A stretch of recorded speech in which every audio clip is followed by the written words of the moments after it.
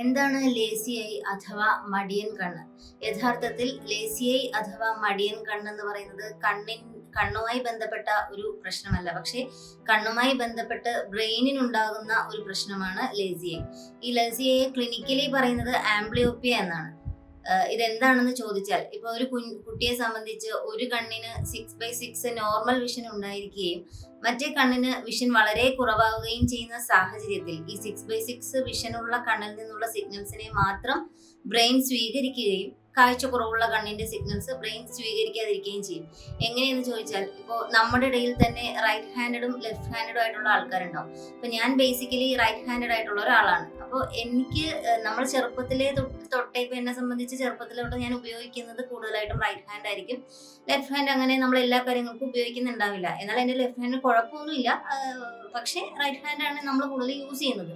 അങ്ങനെ വരുമ്പോൾ ഇപ്പോൾ റൈറ്റ് ഹാൻഡുമായിട്ടുള്ള ഒരു ന്യൂറോ കണക്ഷൻ ബ്രെയിനിന് കൂടുതലായി കിട്ടുകയും അത്രയും ലെഫ്റ്റ് ഹാൻഡ് ആയിട്ട് കിട്ടാതിരിക്കുകയും ചെയ്യും. ഇതുപോലെ തന്നെ വിഷൻ കുറവുള്ള കണ്ണിൽ നിന്നുള്ള ന്യൂറോ കണക്ഷൻസ് ബ്രെയിനിന് കിട്ടാതിരിക്കുകയും അപ്പോൾ 6/6 വിഷനുള്ള കണ്ണിൽ നിന്നുള്ള ന്യൂറോ കണക്ഷൻസ് മാത്രം ബ്രെയിൻ എടുക്കുകയും ചെയ്യുമ്പോൾ ആ കണ്ണ്, അതായത് വിഷൻ കുറവുള്ള കണ്ണ് ഉപയോഗിക്കാതിരിക്കുന്ന ഒരു സാഹചര്യം ഉണ്ടാവും.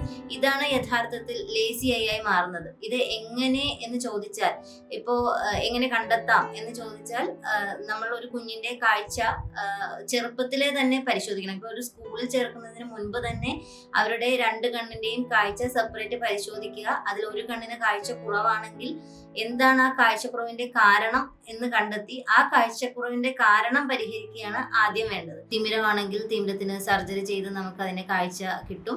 ഇനി റിഫ്രാക്റ്റീവ് എറർ ആണെങ്കിൽ അതിന് യോജിച്ച രീതിയിലുള്ള ഗ്ലാസ് പ്രിസ്ക്രിപ്ഷൻ കിട്ടും. ആ ഗ്ലാസ് കുട്ടിയെ സ്ഥിരമായി വെപ്പിക്കുക.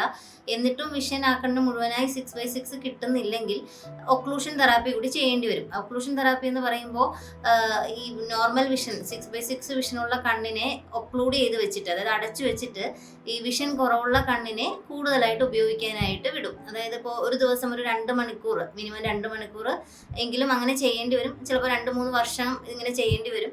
അങ്ങനെ ചെയ്യുന്നതിലൂടെ ആ കണ്ണ് കൂടുതലായി ഉപയോഗിക്കുകയും ആ കണ്ണിൽ നിന്നുള്ള സിഗ്നൽസ് ബ്രെയിൻ എടുക്കുകയും അത് ഡെവലപ്പായി വരികയും ചെയ്യും. ഒരു കുഞ്ഞിനെ സംബന്ധിച്ച് അതിൻ്റെ ഒരു 8 വയസ്സിനുള്ളിലാണ് ബ്രെയിൻ ഡെവലപ്മെന്റ് കൂടുതലായിട്ട് നടക്കുന്നത്.